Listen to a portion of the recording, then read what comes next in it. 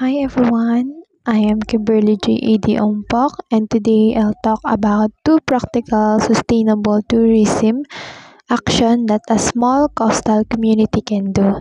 This action aims to protect the environment while helping locals earn more incomes. Action number one, community-based eco-waste program. The first action is a community-based eco-waste program.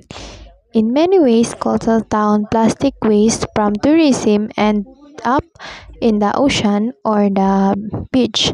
To reduce this, the community can start a zero waste tourist initiative. This program set up recycling station, composting areas, and promotes a bring your own culture where tourists bring reusable bottles and bags instead of using disposable. The barangay council and local youth groups can lead the program. They can collect recyclable and turns organic waste into compost for local gardens.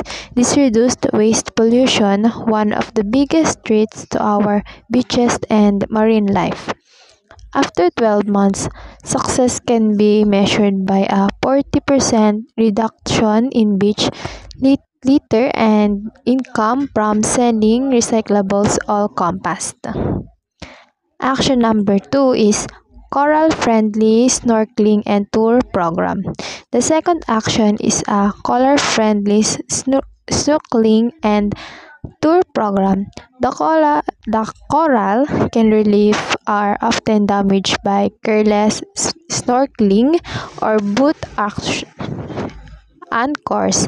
The community can train local boat operators and guides to offer eco-friendly tours that protect the reef. For example, the boat can use morning buy instead of anchors. The guides can teach tourists about coral safe, practical small eco fee and support reef monitoring and community patrols.